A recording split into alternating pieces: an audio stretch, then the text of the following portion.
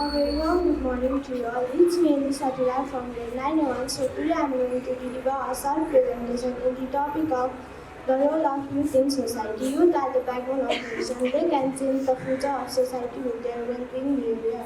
They are your resource that we have not been willing to look within ourselves.